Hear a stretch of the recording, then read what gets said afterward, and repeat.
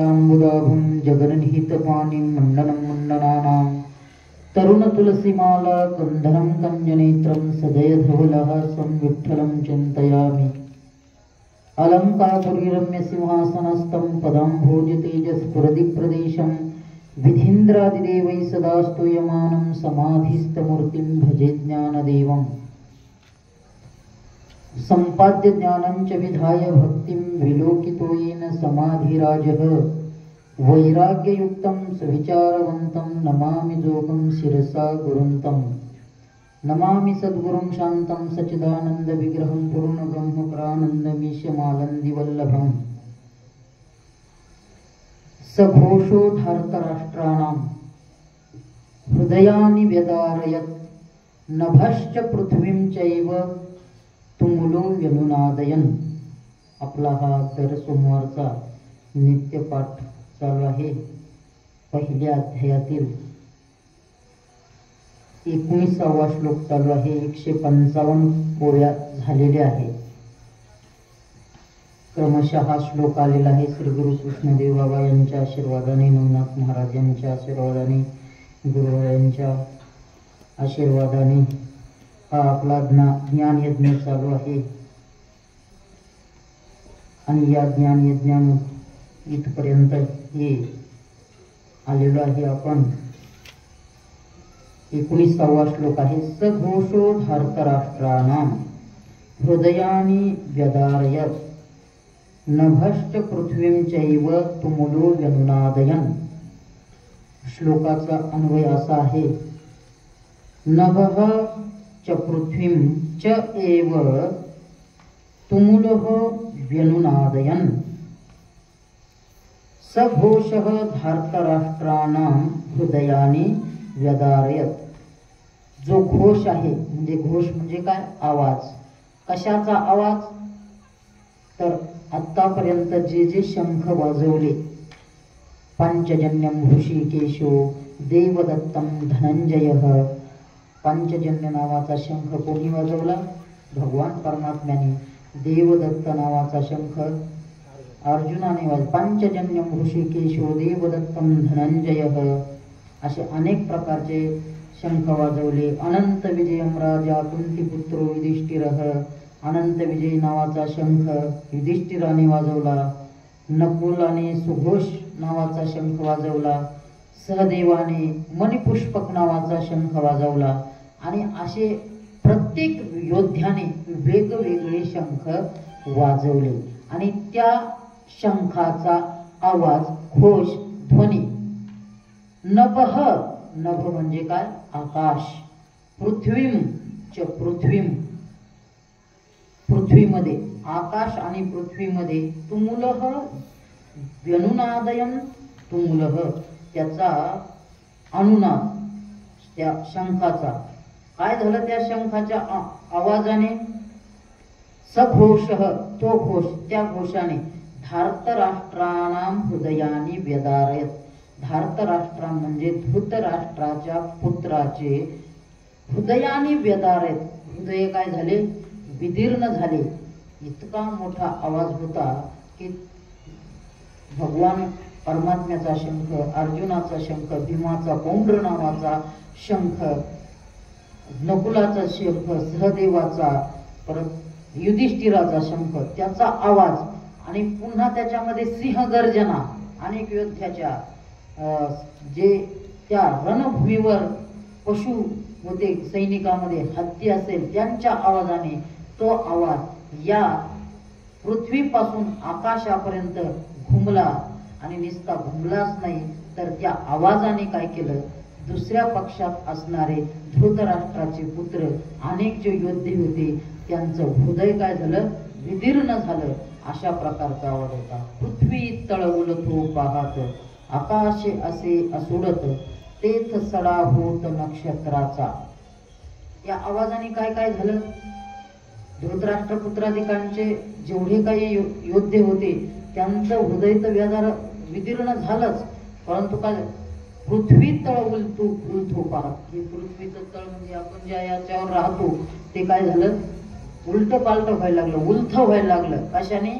आवाजाने। आकाश असुडत आहे, आकाश म्हणजे असं हलायला लागलं. आकाश हलायला लागलं. मग आकाश हलायला लागलं. त्या आकाश हलत असताना झटका बसला आकाशाला. झटका. मग आकाशाला झटका बसल्यानंतर ते काय झालं, तेच सडा होत नक्षत्राचा. आणि त्या ठिकाणी नक्षत्राचा काय झाला, सडा. कल्पना करा, शेतामध्ये गेलोय, हेच दिवस होते, बोर आलेले होते आणि बोर फुलली. सडा कशाचा होतो, बोराचा. तसं त्या आवाजाने आकाशाला हेलकावे बसलं, हाललं आणि आकाशात असणारे नक्षत्र काय झाले, जमिनीवर पडले. असा तो आवाज होता. मग असा आवाज होता. त्या आवाजाने काय झालं, सृष्टी गेली रे गेली, देवा मोकळवादी झाली, ऐसी एक टाळी पिटली सत्यलोकी. आता तो आवाज सत्य लोकांपर्यंतही गेला, आकाशामध्ये गेला. म्हणजे आकाशगंगेमध्ये अनेक ब्रह्मांड, अनेक सृष्टी आहे, त्याच्यातील एक पाय आहे सत्यलोकही आहे. आणि त्या सत्यलोक म्हणजे त्या ठिकाणी देवदेवता राहतात. ते काय म्हणतात, सृष्टी गेली रे गेली. त्यांनी पाहिलं, आता काय झाली, सृष्टी गेली म्हणे, आता काही खरं नाही. आणि देवा मोकळवादी झाली. आता काय सृष्टीने स्वतःला सोडून दिलं, नेमकं सृष्टी कुठं जाईल, म्हणजे आता प्रलयच होईल अशा प्रकारचं झालं. आणि देवामध्ये काय, देवा मोकळवादी झाली. देवाला वाटलं आता आपलं कसं होईल, आपलं कसं होईल. देवा मोकळवादी झाले म्हणजे देव निराधार झाले, मोकळे झाले. आधारच नाही राहिला ना कशाचा, सत्य लोक हालायला लागले, मग आधारच नाही राहिला म्हणजे मोकळे झाले ना. देवा मोकळवादी झाली, ऐसी एक टाळी पिटली सत्यलोकी. आणि अशी सत्य लोकांमध्ये एक टाळी पिटली. एक टाळी कोणती, की आता आपलं काही खरं नाही. सगळे एकदाच म्हणाला, आता आपलं खरं नाही, सगळं गेलं रे, सृष्टी गेली म्हणून आपलं काय राहणार आहे. काय झालं, ज्ञानोबा सांगता पुढे, देहाची दिन थोकला, जैसा प्रलय काल मांडला, तैसा हाहाकार झाला तिन्ही लोकी. देहाची दिन थोकला. दिवसात सूर्य काय झाला, एकदम अचानक अस्ताला गेल्यासारखं झाला. कधी कधी असे मेघ येतात, दुपारी भर अवकाळी याच्या टायमाला अंधार पडल्यासारखं होतं, तसं वातावरण झालं. दिवसासून देहाची दिन थोकला म्हणजे दिवस संपल्यासारखं झालं. इतकं ते आवाज भयंकर होता. जैसा प्रलय काल मांडला. आणि जसं असं वाटतं की आता काय झाला, प्रलयकारच ठेवलाय असं आपल्या समोर, असं प्रकारचं वातावरण. प्रलयकालच्या वेळेस ते मेघ असतात, ते संवर्तक नावाचे मेघ असतात. ते रिझर्व, जसे रिझर्व पोलीस असतात ना, तसं ते रिझर्व म्हणून ठेवलेले असतात. कुठं असतात ते रिझर्व, इंद्राजवळ. आणि मग ज्यावेळेस ते रिझर्व पोलीस कधी असतात, कधी बी कामाला नाही येत, ते कधी येत असतात, जर लई दंगल विंगल पेटली, काही वातावरण लईच मोठं झालं तरच काय करतात, त्यांना बोलवतात. तसं हे या आवाजाने काय झालं, ते काय झालं म्हणून ते रिझर्व पोलीस जसे येतात ना, तसे हे जैसा प्रलय काल मांडला. आणि प्रलय का तैसा हाहाकार झाला तिन्ही लोकी. आणि त्या प्रकारचा हाहाकार झाला सगळीकडे. आता कसं होईल, आता कसं होईल, अशा प्रकारचा हाहाकार झाला. कुठं झाला, पण तो तिन्ही लोकांमध्ये झाला. या इहलोकात झाला, ब्रह्मलोकात झाला आणि सत्य लोकातही झाला. मग असं झाल्यानंतर काय झालं, ते देखोनी आदि पुरुषो विस्मितो, म्हणे झने होय पा अंतो, मग लोपिला अद्भुतो संभ्रमुहा. ते देखोनी आदि पुरुष विस्मितो. हे सगळं पाहिलं आणि आदिपुरुष म्हणजे साक्षात भगवान परमात्मा आदिपुरुष आश्चर्यचकित झाला. म्हणे झने होय पा अंतो. आता काय होतंय, अंत होतोय अशा प्रकारचं त्यांनी पाहिलं. म्हणे झने म्हणजे लवकर आता काय होईल, अंत होय पा, असं त्यांनी कोणी पाहिलं. कोणी पाहिलं, ते भगवान परमात्म्याने आदिपुरुषी नारायणाने पाहिलं आणि तो आश्चर्यचकित झाला. मग लोपिला अद्भुतो संभ्रमुहा. अशी परिस्थिती त्या जगत करता जो भगवान परमात्मा आहे त्यांनी पाहिली. आणि तो मनातल्या मनात काय झाला, आश्चर्यचकित झाला. आणि जर अशीच परिस्थिती राहिली, अशी जी चालू आहे, एवढा हाहाकार, वर सांगितलं सृष्टी गेली, देवाला आधार राहिला नाही, अशा प्रकारची स्थिती राहिली तर मग ही सृष्टीचा आताच अंत होतो काय असं होईल ना. आणि अंत काळाची तर प्रलयाची तर वेळ आली नाही आणि वातावरण कशाचं झालंय प्रलय काळाचं. मग लोपीला अद्भुत संभ्रम हा, आणि मग एवढी सृष्टीचा नाश होईल असं वातावरण का झालं. या विचाराने भगवान परमात्म्याने काय केलं, तो संभ्रम लोपीला, हा जो संभ्रम माजला होता, हे जे वातावरण तयार झालं होतं त्या आवाजाने, मग लोपीला अद्भुत संभ्रम, मग अद्भुत असलेला तो संभ्रम भगवान परमात्म्याने काय केला, शांत केला. कारण त्याला काय, त्याच्या कल्पनेने ही सृष्टी निर्माण झालेली आहे, त्याने मनात आणलं म्हणून ही सृष्टी निर्माण झालेली आहे. एकलेनी कंठीची म्हणून या येणे केले निर्माण 14 ही भुवने, चंद्र सूर्य मेघ तारांगणे, 5 हे महावृत्तिके भिन्ने भिन्ने हो. आणि कर्तुम अन्यथा कर्तुम शक्ती संपन्न असा जगतातला तो परमात्मा आहे. वृक्षाची पान हले ज्याची सत्ता, राहिली अंता मग कोठी, म्या बोलविल्या वेद बोले, म्या चालविल्या सूर्य चाले, म्या हलविल्या प्राणो हले, जो जगाते चाळी जागा, म्याची नावी नेमेला साता, काळू ग्रासी तसे भूता, म्हणून म्हणिया गाते पण म्हणजे त्याला काय करणं शक्य नाही. त्याचं वर्णन करत असताना तो काय म्हटलेलं आहे, पिताहमस्य जगतो माता धाता पितामह, वेद्यम पवित्र ओंकार, रुक्साम यजुरेवच, अशी शक्ती आहे त्याच्याकडे. म्हणून त्याला हे वातावरण थांबण्याकरता काही शक्य नाही. म्हणून त्यांनी काय केलं, मग अद्भुत संभ्रम तो लोपीला, आणि त्याने अद्भुत अशा प्रकारचा तो संभ्रम काय केला, लोपला, म्हणजे नाहीसा केला. नाहीसा केल्यानंतर काय झालं, म्हणून विश्व सांवरले, एरवी युगांत होते उडवले, जे महाशंक अस्फुरिले कृष्णादिकी, म्हणून विश्व सावरले, कृष्णादिकी जै महाशंख अस्फुरिले, एरवी युगांत होते ओढवले. म्हणूनच विश्व काय केलं, सावरलं गेलं. विश्व सावरलं म्हणजे त्याला आवरलं. म्हणून काय केलं, विश्वाला काय घेतली, त्या आवर घातली त्या आवाजाला. नाहीतर जेव्हा कृष्णादिकी महाशंख अस्फुरिले, ज्यावेळी भगवान परमात्माने अधिक कृष्णादिकी म्हणजे कृष्ण, अर्जुन, भीम, नकुल, सहदेव, युधिष्ठिर आदीने हे सगळं घ्यायचे. आणि आदीने अजून कोण घ्यायचे, सगळे जे योद्धे होते त्यांनीही ज्याचे त्याच्याजवळ होते ते शंख वाजवले, हे सर्व घ्यायचे. त्यांनी काय केलं, मोठमोठे शंख वाजवले. त्यावेळी काय झाला होता, काय कसं झालं होतं, महाप्रलय होण्याचा काय झाला होता प्रसंग, काय झाला होता, ओढला होता. इरवी युगांत होते ओढवले. इरवीचं काय होतं, या युगाचा काय होतो, अंत होतो काय, असंच वातावरण ओढवलं होतं.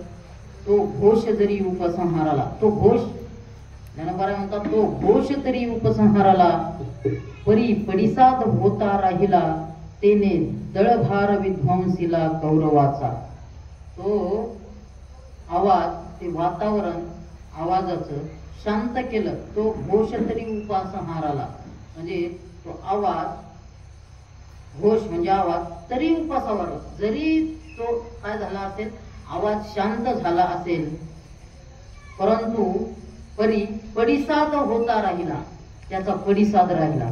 म्हणजे एकदा आवाज झाल्यानंतर आवाज होण्याचा बंद झाला तरीही तिकडं काय येतो, ध्वनी उमटतो. जसं पकवाजावर थाप पडली, आपण जे म्हणतो ह्या पकवाजाला खूप आस आहे, म्हणजे तो 10 सेकंद 15 सेकंद पर्यंत तो आवाज राहतो.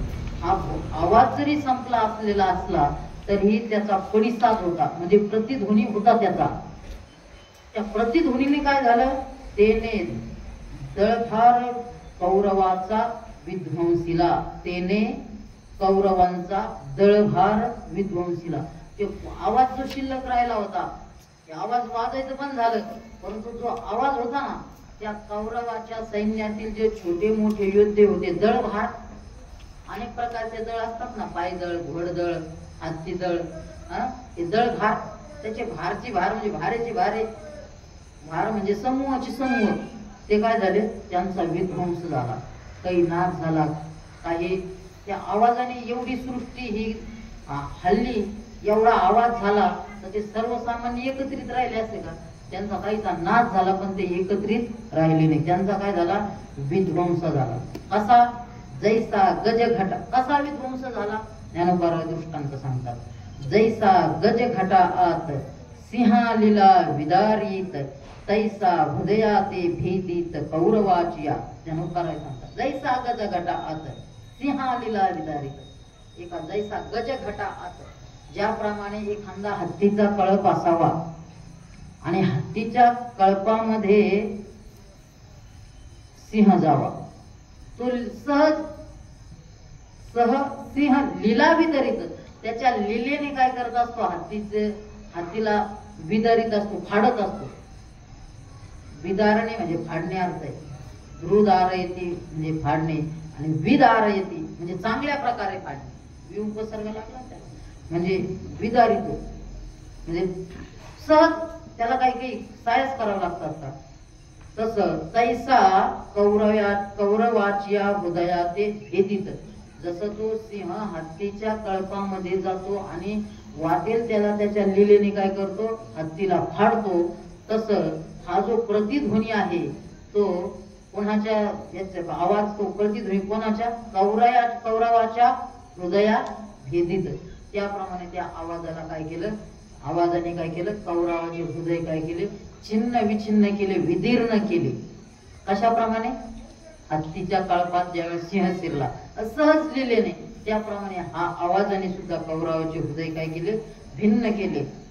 तो गाजत जो ऐकती तव उभेची ही खालिती एकमेकाते म्हणती सावध रे सावध. तो गाजत जो ऐकती, तो म्हणजे कोणता? आता काही सांगायला नका, तो आवाज राहिलेला शिल्लक, तो आवाज जेव्हा ऐकते, ज्यावेळेस ते काय करतात? ऐकलं त्यांनी तो प्रतिध्वनी शिल्लक राहिलेला त्या कौरवाच्या सैन्यातील सैनिकांनी, तव उभेची ही घाली ती. उभ्याच काय त्यांनी काय केलं? हे म्हणजे धैर्य नष्ट झालं, संपून गेलं त्यांचं. आणि एकमेका ते म्हणते सावध रे सावध. एकानं तर काही होईना म्हणून एकमेकाला ध्येय आणि सावध व्हा, जवळ या, सावध व्हा. एकमेका ते म्हणते सावध रे सावध. पण कसं तरी मग त्यांनी जवळ आले, धैर्य काय केलं? धरलं आणि म्हणू लागले आता काय व्हा? सावध व्हा. कारण एखाद्या ठिकाणी लईच उदामात सुरू झाला तर आपण काय करतो? दुसऱ्याला जातो आणि सावध रे पडशील, सावध रे सावध. तसं ते काय म्हणतील? अरे पडताल, सावध व्हा. तेथ बळे प्रौढे पुरते महारथी वीर होते तीही पुनरपी दळाते आवरिले. आता तेथ म्हणजे त्या समरंगणावर बळे प्रौढी पुरते. बळे म्हणजे काही शक्ती संपन्न होते आणि प्रौढी पुरते काही धैर्यवान होते. महारथी वीर होते ना, काही शक्तीने संपन्न. प्रौढी पुरते म्हणजे धैर्याने संपन्न जे महारथी वीर होते ना, महारथी, तीही पुनरपी दळाते आवरिले. त्यांनी काय केलं? तीही म्हणजे त्यांनी पुनरपी पुन्हा दळाते आवरिले. दळाते म्हणजे त्या सैन्याला पुन्हा काय केलं? सावरलं. सावध व्हा, धैर्य, खचू नका.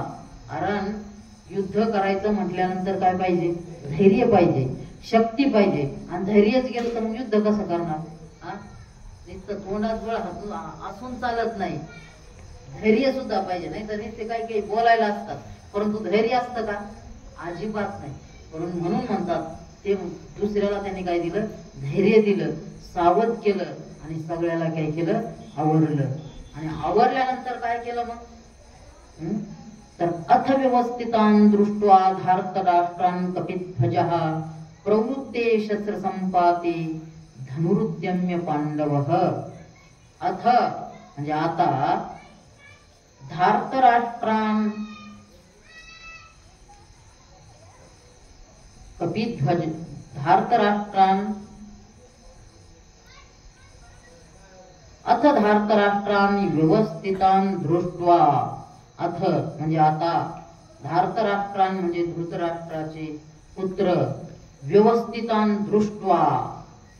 पहा नंतर हे धृतराष्ट्राचे पुत्र, धार्तराष्ट्र म्हणजे काय, धृतराष्ट्राचे पुत्र युद्ध करण्याकरता सुसज्ज काय झाले, व्यवस्थित काय झाले, सावध झाले आणि व्यवस्थित काय झाले, उभे राहिले.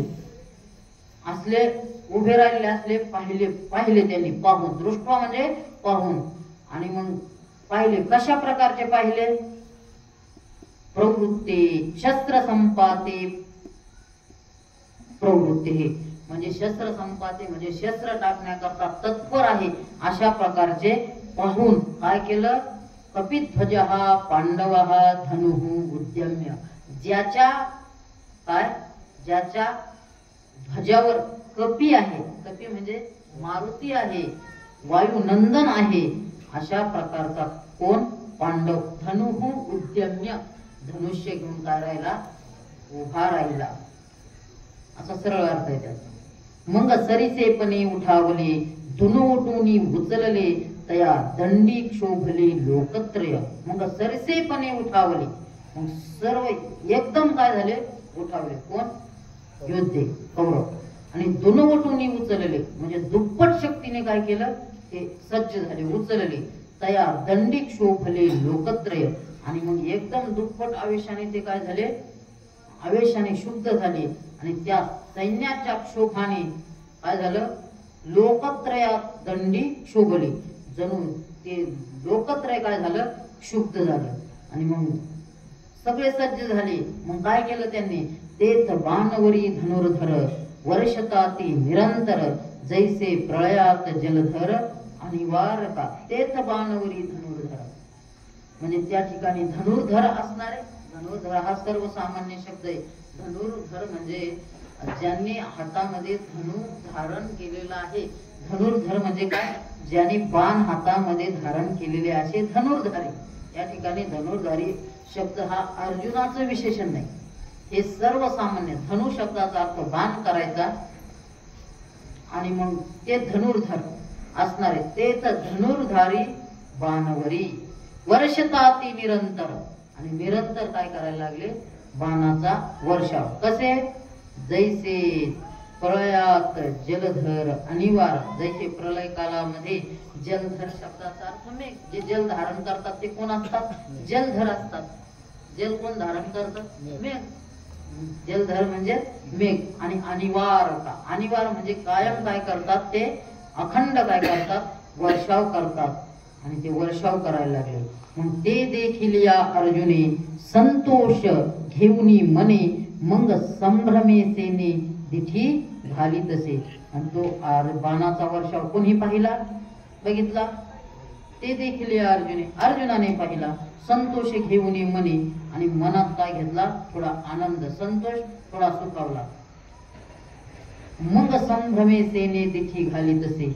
मग त्याने संभ्रमे म्हणजे मोठ्या उत्सुकतेने, आवेशाने कौरवाच्या सेनेवर काय टाकली, दृष्टी टाकली. दिठी घाली तसे, दिठी काय केली, दृष्टी पाहिलं त्यांच्याकडे. आणि दृष्टी पाहिल्यानंतर काय दिसलं त्याला, तव संग्रामी सज्ज झाले, सकळ कौरव देखिले, तव लीला धनुष्य उचलिले पंडू कुमरे. आणि तेव्हा दृष्टी टाकल्यानंतर कोणी, अर्जुनाने लांबूनच दृष्टी टाकली ना. जेव्हा ही जेव्हा दृष्टी टाकली तेव्हा तो कुठं उभा होता, आपल्या सैन्यातच उभा होता. सगळे आजूबाजूला भीम, नकुल, सहदेव, द्रुपद, धृष्टद्युम्न हे सर्व जवळजवळच होते. आणि त्याने दृष्टी टाकली. मग तव संग्रामी सज्ज झाले. आणि संग्रामी म्हणजे युद्धामध्ये सज्ज झालेले पाहिले, सकळ कौरव देखील. आणि सगळे कौरव त्यांनी काय झाले, युद्धामध्ये सज्ज होऊन पाहिले त्यांनी दृष्टी टाकल्यावर. मग यांनी काय केला, पळून गेला नाही. मग त्यांनी काय केलं, तव लीला धनुष्य उचलिले पंड कुमरे. लीलाने सहज तो धनुष्य काय केला, त्यांनी उचलला, सहज उचलिला धनुष्य. आता त्यांनी धनुष्य कसा उचलेला आहे ती कथा काही सांगत नाही, मग आपलं प्रवचन इथंच राहून जाईल. ज्यावेळेस द्रौपदीला आणलं त्यांनी कसा उचलला, द्रौपदीला आणलं तेव्हा धनुष्य कोणी उचलला, दुर्योधनाने, अर्जुनाने. सगळ्यांनी प्रयत्न केले, पगाडावर पडले. हा बरं दिसतं, धनुष्य उचलायचा नव्हता, बाणही मारायचा होता. आणि कुठं कोण, खाली पाण्यात कोण, वर मारायचा होता. आपल्याला नीट दगड मारता येत, कुत्रे आणतो तर दुसरीकडेच जात. असा त्याने सहज धनुष्य उचलला. आता तो धनुष्य कुठं दिला होता? अग्नीने दिला होता, वायूने सांगितलं. वायूच्या माध्यमातून त्याने तो गांडीव नावाचा धनुष्य खंडवून नष्ट झालं. त्यावेळेस दिलेला तो धनुष्य सहज काय केला त्याने? उचलला. आणि मग उचलल्यानंतर संजय काय म्हणतो? ऋषिकेशम तदा वाक्य मिदमाह महीपते अर्जुन उवाच सेनयोरुभयोर्मध्ये रथम स्थापय मेच्युत. पहा, महीपते हे विशेषण कोणाचं आहे? महीपते. कारण हे जे श्लोक, या ओव्या ज्या आहे त्या श्लोकावरले आहे, तो जो श्लोक आहे तो कोणी म्हटला होता? संजयाने. मग संजय कोणाला महीपते म्हणाले या ठिकाणी? धृतराष्ट्राला. हे महीपती जे विशेषण आहे ते कुणाचं आहे? धृतराष्ट्राचं आहे. महीपते म्हणजे पृथ्वीचा मालक असणारा, पती असणारा, राजा असणारा, स्वामी असणारा. महीपते तदा ऋषिकेशम इदम वाक्यम आह. महीपते, संजय म्हणतो, हे महीपते पृथ्वीचा राजा असणारा, तदा म्हणजे त्यावेळी, ऋषिकेशम म्हणजे ऋषिकेशास म्हणजे भगवान परमात्म्यास, इदम वाक्यम आह. इदम म्हणजे हे, वाक्यम आह हे वाक्य बोलला. कोण? अर्जुन. कोणतं वाक्य? हे वरलं सगळं झालेलं सांगितलं आणि मग अर्जुन बोलायला लागला. मग अर्जुन वाच. अर्जुन काय बोलला? कोणाला बोलला? भगवंताला. काय बोलला? सेनयोरुभयोर्मध्ये रथम स्थापयमेच्युत. अच्युत, हे अच्युत, हे संबोधन आहे. हे अच्युत, मे रथम उभयो सेनयो मध्ये स्थापय. हे अच्युत, मे रथम, माझा रथ, उभयो सेनयो मध्ये. उभयो सेनयो मध्ये म्हणजे काय? दोन्ही सैन्याच्या. उभय म्हणजे दोन्ही सैन्याच्या मध्ये. स्थापय निहून काय कर? उभा कर.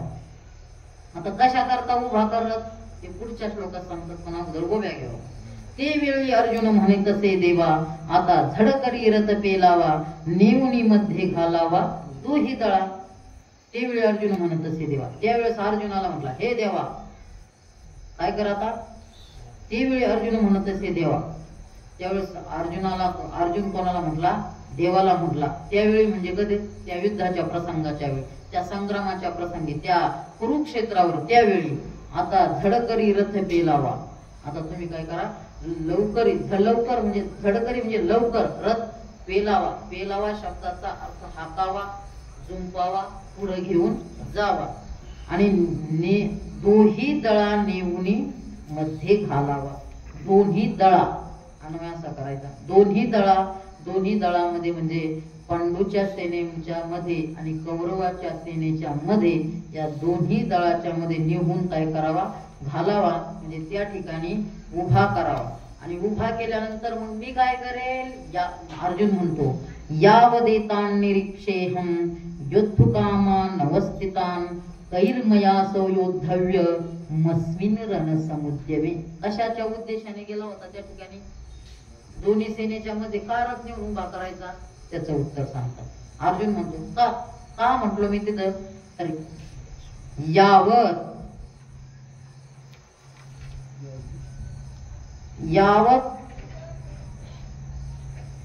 योद्धुकामान अवस्थितान तान अहम निरीक्षे.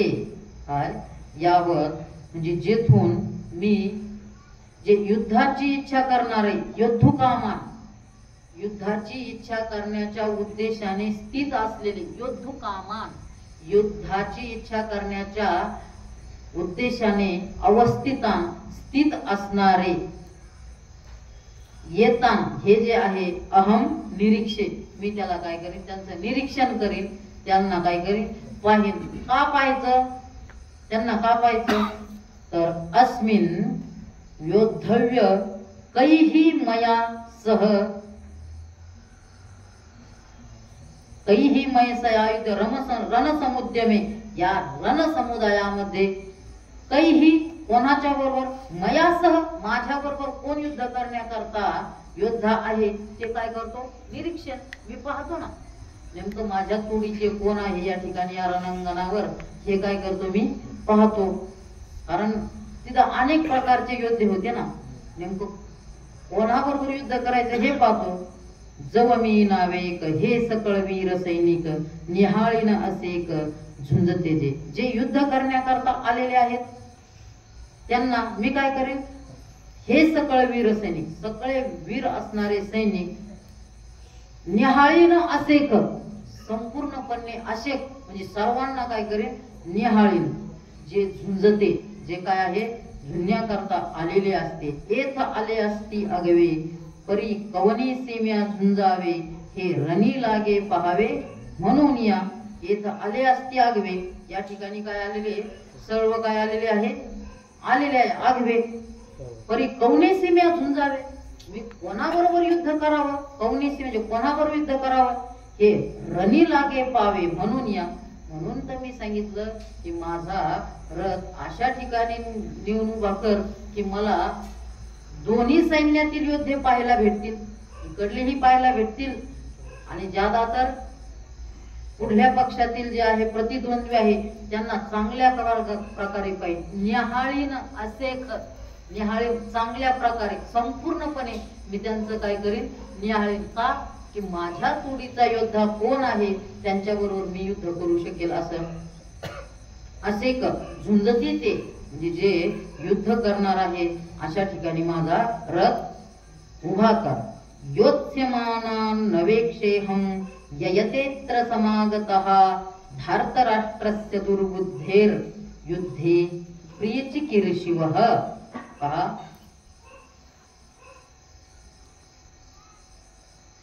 दुर्बुद्धेः धार्तराष्ट्रस्य प्रियचिकीर्षिवः युद्धे.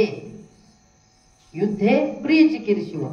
पहा, दुर्बुद्धेः धार्तराष्ट्रस्य, दुर्बुद्धी असणारे धृतराष्ट्राचे पुत्र काय, आणि युद्धामध्ये तो दुर्बुद्धी आहे, दुष्ट आहे, असं असताना सुद्धा प्रियचिकीर्षिवः, त्याच्याबरोबर युद्धामध्ये दुर्योधनाचे प्रिय करण्याकरता, प्रियचिकीर्षिवः, कीर्षिव म्हणजे इच्छा असणारे, वयाची इच्छा, त्याचे प्रिय करण्याच्या उद्देशाने आलेले, एकत्रित झालेले, समागतः. समागतः य यतेत्र, य म्हणजे जे, येते म्हणजे हे, अत्र या ठिकाणी, समागतः म्हणजे एकत्रित झालेले, योत्स्यमानान् युद्धाची इच्छा करणारे, अहम अवेक्षे मी काय करीन? त्यांचं निरीक्षण करीन. म्हणजे दुर्बुद्धी होते दुर्योधन, तरीही त्यांचं प्रिय व्हावं, ते जिंकावं या उद्देशाने या ठिकाणी आलेले त्यांनाही मी काय करीन? पाहीन. बहुत करोनी कौरव हे अतुर दुस्वभाव वाटिवाविन हाव बांधिती झुंजी. बहुत करोनी कौरव, बहुतेक हे कौरव, बहुत करोनी म्हणजे बहुतेक हे जे कौरव आहे ना, हे आतुर दुस्वभाव, एक तर आतुरे कशा करता? युद्ध करण्याकरता, आणि दुस्वभाव त्यांचा स्वभाव कसा आहे? दुष्ट. हे सांगण्याचं कारण नाही. दुष्ट कोणाला म्हणतात माहिती का?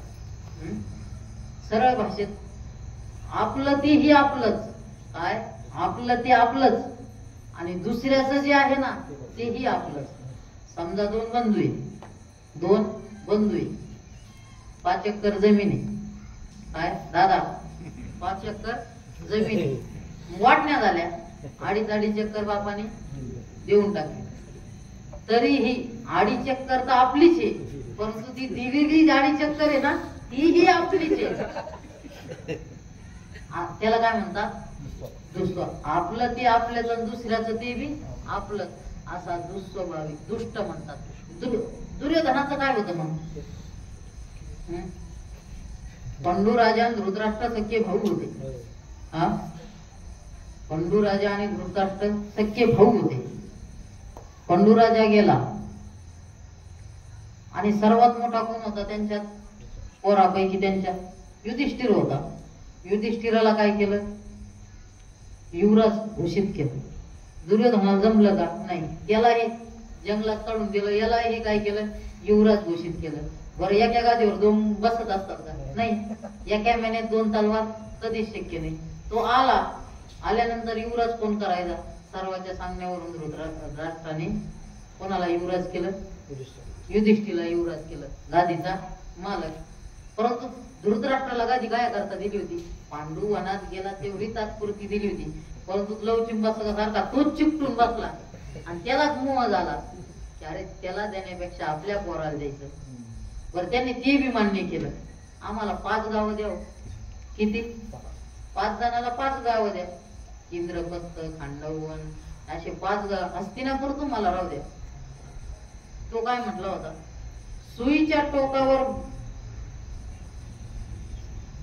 जेवढी भूमी बसेल तेवढी ही मी काय देणार नाही. याला काय म्हणतात? दुष्ट. आणि एवढा दुष्ट असून त्याच्या बरोबर त्याचं प्रिय होण्याकरता तो विजय व्हावा असे जे आलेले आहेत त्यांनाही पाहतो ना, ते नेमके कोण कोण आहे. दोन्ही अर्थ घ्यायचे. त्यांनाही पाहतो आणि पाहतो त्यांच्याकडे जरा. असं कोण म्हणतोय? अर्जुन. भाषा समजलं? म्हणजे कसं आपण म्हणणे पाहतो तुला जरा, पाहतो जरा तू. तू पाहतोय ना समोर, मग पाहायची काय गरज आहे? पण ते पाहणं वेगळे, ते पाहतो असं म्हणतात.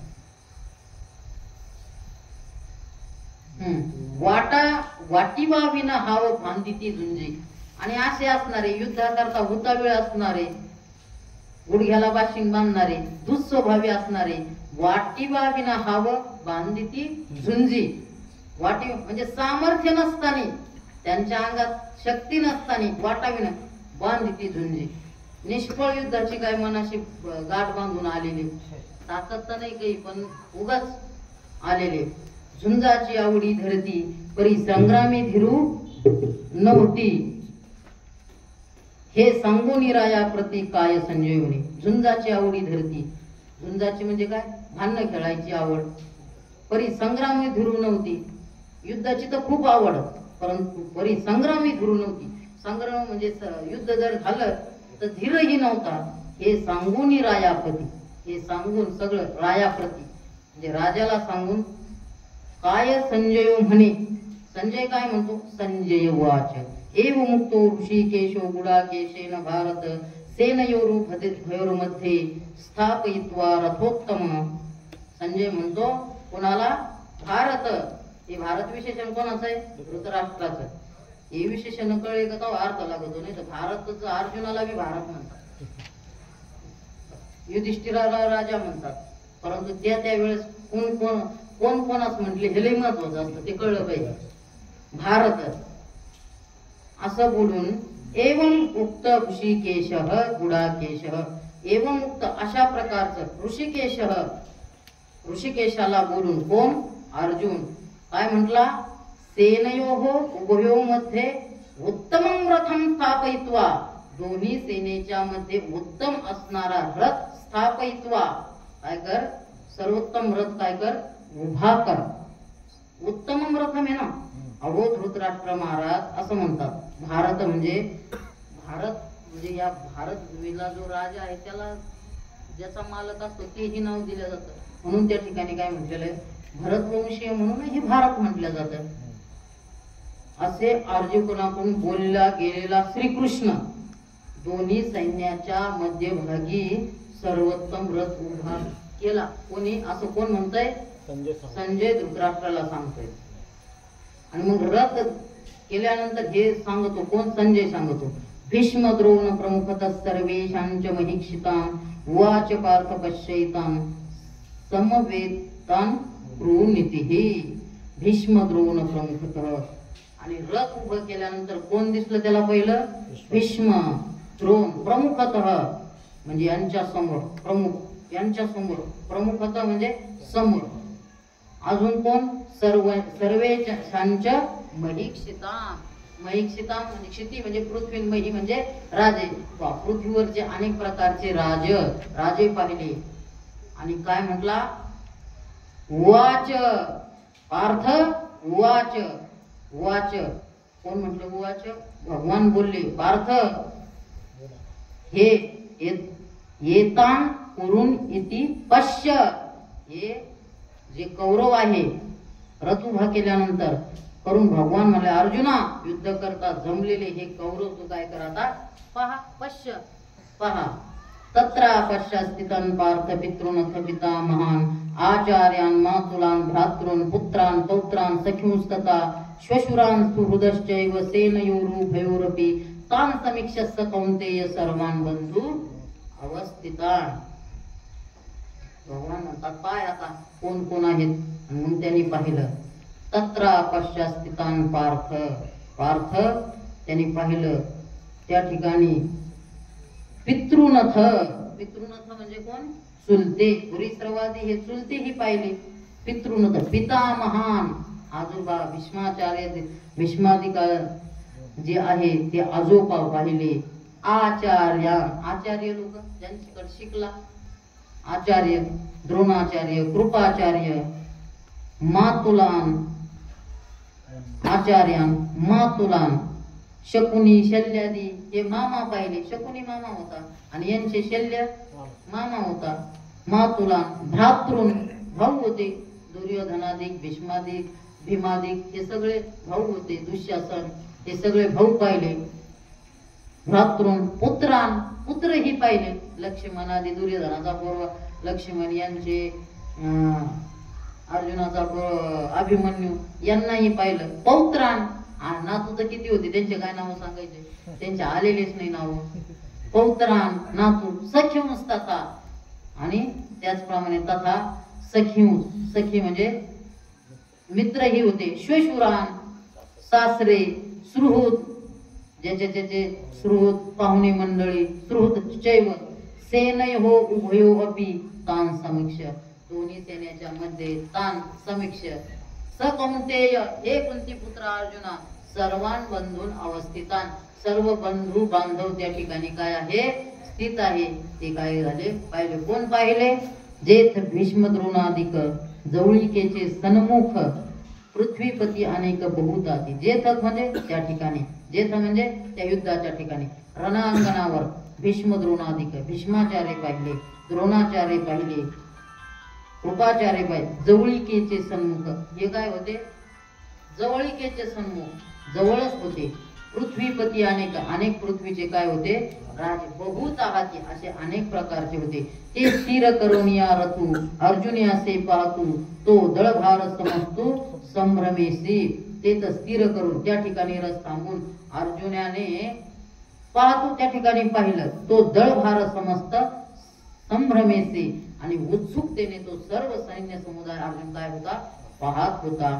मग देवा म्हणे देख देख. तोच देवाला म्हणतो. देवाला काय दिसत नव्हतं का पण अर्जुन म्हणतो मग देवा म्हणे देख देख. हे गोत्र गुरु अशेक तव कृष्ण मनी नावेक विष्णुदाला. पहा देवा हे गोत्र गुरु अशेक. आता तिथं त्याला कोण गोत्र गुरु दिसायला पाहिजे होते का? तिथं गोत्राचं काय काम होतं. परंतु गोत्र आणि गुरु अशेक देख. गोत्र म्हणजे आपल्या कुळातीलच सगळे आणि बाकीचे जे आहे ते गुरु आहे. आणि आशेख म्हणजे सर्व आशेच आहे. तो कृष्ण म्हणी नावेक विष्णू झाला. कृष्ण भगवान परमात्म्याला आश्चर्य वाटलं ना किंवा आला कशा करता. आणि तो कृष्ण म्हणी नावेक विष्णू झाला. आणि भगवान परमात्म्याला आश्चर्य वाटलं. त्यांनी युद्ध होऊन म्हणायला पाहिजे होतं मी याच्या बरोबर लढतो त्याच्या बरोबर लढतो. हे कौरव आहे दुष्ट आहे वीर. पण ते सगळं सोडून काय म्हणतो हे कुळ देव आचार्य आहे गुरु आहे आणि सगळे कुळातलेच आहे. तो आपण म्हणे येत काही कवन जाणे हे मनी धरले येणे परी काही आश्चर्य असे. तो आपण पे आपण जाणे. तो भगवान परमात्मा आपल्या आपल्याशीच जाणलं त्याने आणि बोलायला लागला मनातल्या मनात. कोण? भगवान परमात्मा. तो आपण पे आपण जाणे येत काही कवन जाणे. यावेळी मनात काय आणले वा आहे येत काही कवन जाणे. याने काय मनात आणलंय आता या ठिकाणी काही कवन जाणे कोणाच माहित. हे मनी धरले येणे परी काही आश्चर्य असे.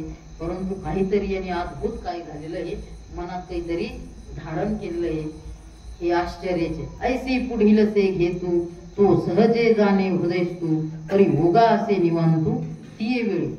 ऐसे पुढील असे घेतो. याप्रमाणे कृष्ण भगवान परमात्म्याने पुढील भविष्य सगळं पाहून घेतलं. पुढील असे घेतो जाणलं ना त्याने. का? तो सहज जाणे हृदय असतो. तो सहज सर्वांच्या काय आहे? हृदयात स्थित आहे ना.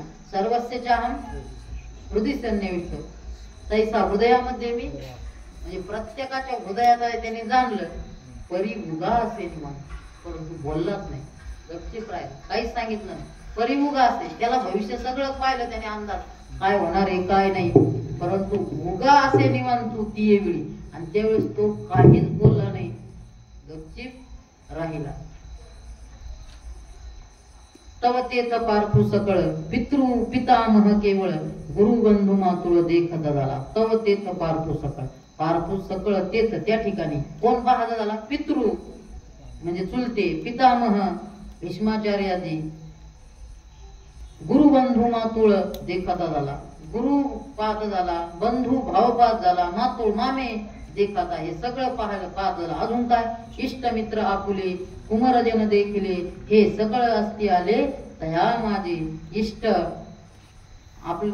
आपले इष्ट असणारे, जवळचे असणारे, मित्र असणारे, तरुण मुले, कुमरजन देखिले, तरुण मुले पाहिले, कुमरजन देखिले, हे सगळं असते आले तयामाजी. आणि सर्व तयामाजी त्या सैन्यात सर्वजण आलेले आहेत. सुहृदजन सासरे अनेके सखे सोयरे, कुमर पौत्र धनुर्धरे देखिले तेथ. धनुर्धरे सुहृदजन सासरे अनेकही सखे सोहिरे, कुमर पौत्र देखिले तेथ. या धनुर्धरी अर्जुनाने सुहृदजन, सुहृदजनही पाहिले, सासरे पाहिले. सुहृदजन म्हणजे मित्रवर्ग, तेही पाहिले, सासरे पाहिले, जीवलग मित्र पाहिले, आणि काही सखे सोयरे म्हणजे जीवलग सखे सोयरे नातेवाईक. सोयरे म्हणजे काय? नातेवाईक, ते पाहिले. कुमर पौत्र धनुर्धरे देखिले तेथ. त्या रणसंग्रामावर तरुण मुलंही या अर्जुनाने बघितले. कसे बघितले? आशे होते त्याच्यात, काही आशे होते, त्यांनी आपल्यावर उपकार केलेले होते. जया उपकार होते केले की आपती जे रक्षिले, हे असो वडील धापुले आधी करूने. जया उपकार होते केले, ज्याच्यावर उपकार केले असे होते. युद्धामध्ये ज्यांच्यावर आपण उपकार केले, ज्यांच्यावर आपदी म्हणजे संकटातून ज्यांचं रक्षण केलं, असे हे असो वडील धापुले आधी करून. मोठे होते, लहाने होते, आधी करून सर्व होते. आता रक्षण कुठं कुठं कोणाचं केलं सांगितलेलंच आहे महाभारतामध्ये. दुर्योधनाला त्यांना त्या याच्यातून सावरलं होतं, गंधर्वाच्या याच्यात धरून बांधला होता. बरं तो आता सांगायला वेळ नाही एवढा. त्याच्या अगोदर तर यांना किती लाक्षागृह, समुद्र विष दिलं भीमाला, अनेक प्रकारचं छळ होतं. तरीही गंधर्वापासून सुटका दुर्योधनाची कोणी केली? भीमाने आणि अर्जुनानेच केली ना. का? जरीही दुसऱ्याचं आपल्या आपल्यात भांडण जरी लागलं तर आपण 5 आहे आणि ते किती आहेत? 100 आहे. आपण 5 आहे आणि 100 आहे. कधी? आपल्या आपल्यात भांडण लागलं. आणि आपलंच जरा दुसऱ्यासोबत भांडण लागलं तर अहम वयम 500. किती? आम्ही किती? 5 नाही, आम्ही किती आहे? 105 आहेत. ह्या उद्देशाने त्याचं. नाही तर आपल्या आपल्यात भांडण लागलं का दुसरे खूप मोठं घालतात आणि मोठं फाडीतात. त्याच्यामुळं सगळे एकत्रित राहायला पाहिजे, हा उद्देश आहे त्याच्यात. आता सांगायला वेळ. ऐसे गोत्रची दुही दळी उदित झाले असे कळी, हे अर्जुने ती वेळी अवलोकिले. ऐसे गोत्रची दुही दळी, दुही दळी अशा प्रकारचे गोत्रच आहे, म्हणजे काय? कुळातलेच आहे. उदित झाले असे कळी म्हणजे कळी म्हणजे काय? भांडणा करता, युद्ध करता, कळ लावण्याकरता, म्हणजे कळी म्हणजे कली, भांडणा करता. काय झाले? उदित झाले असे हे अर्जुने ते वेळी अवलोकिले. आणि त्यावेळी अर्जुनाने काय केलं? यांचं सर्वांचं अवलोकन केलं. आणि अवलोकन केलं, सगळं पाहिलं. आतापर्यंत कोण कोण पाहिलं? पहिल्यांदा भगवान परमात्म्याला म्हणे मला त्यांना पाहायचंय. माझा रथ त्या ठिकाणी उभयो सेनयो मध्ये मे रथम, हे अच्युत माझा रथ नेऊन उभा केला. त्या ठिकाणी उभा केला. त्यांनी काय पाहिजे? तो काय म्हटला होता? कैर्मय असो हो युद्धव्य मनस्मिन रणसमुद्रे. अरे मला कोणाबरोबर युद्ध करायचं? माझ्या तोडीचा योद्धा कोणी, त्यांच्या बरोबर युद्ध करायचं. पाहिलं, परंतु त्याला काय दिसलं? सगळे आपलेच दिसले ना. भीष्म द्रोण प्रमुखतस हे दिसले. आचार्यान मातुलान भातृन पुत्रान पौत्रान सख्युंस्तता श्वशुरान सुहृदश्चैव सेनयोरुभयोरुपी. त्या सेनेमध्ये कोण दिसलं? आचार्य, ज्यांच्याकडे शिकलो ते दिसले. ज्यांनी मांडीवर खेळवलं ते भीष्माचार्य दिसले. जे आपले कुळाचे कुलगुरु ते कृपाचार्य दिसले. त्यांच्याबरोबर दुर्योधनादिक दिसले. काय केलंय त्यांनी? ते आपले बंधूचे ना. त्यांचे पोरं दिसले, आपले पोरं दिसले. आणि मग हे आपले सगळे सुहृद स्वकीय स्वैरे सज्जन सगळे असणारे गोत्र आपल्या कुळातीलच आहे ना. हे पाहिलं. पाहिल्यानंतर त्याला खेद झाला. परंतु तो आज नाही सांगायचा. तो कधी सांगायचा? पुढच्या सोमवारी सांगायचा. मग हे पाहिल्यानंतर अर्जुनाला काय झालं? अर्जुनाने पाहिलं. कृपया परया विष्टो विशिदन निदम ब्रवीत. अर्जुन वाच दृष्ट्वेमं स्वजनम कृष्णम युयुत्सम समुपस्थितम. आणि मग त्याच्या परया कृपया अविष्टः, त्या अर्जुनाच्या मनात मोठी कृपा काय झाली? करुणा काय झाली? निर्माण झाली. आणि मोठ्या कृपेने त्याला करुणेने व्यापलं. आणि अर्जुन काय झाला? विशिदम निदमम अब्रवीत, खिन्न होऊन भगवान परमात्म्याला काहीतरी म्हटला. भगवान परमात्म्याला काहीतरी. यांना पाहून अंतःकरणात मोठ्या प्रकारची कृपा काय झाली? उत्पन्न झाली. आणि कृपा उत्पन्न झाली. कृपा उत्पन्न होऊन अर्जुनाला काय झालं? काहीतरी बोलला ना तो. काहीतरी बोलला तो. पण आज नाही बोलणार. कधी बोलणार? पुढल्या सोमवारीच बोलणार. झालेली सेवा पांडुरंग परमात्म्याच्या चरणी श्री गुरु कृष्णदेव बाबांच्या चरणी अर्पण करून याच ठिकाणी सेवेला पूर्ण विराम देतो. न्यूनते पुरती अधिकती सरती करून घ्यावे तुमचे विनवितो असे. आता विश्वात्मके देवी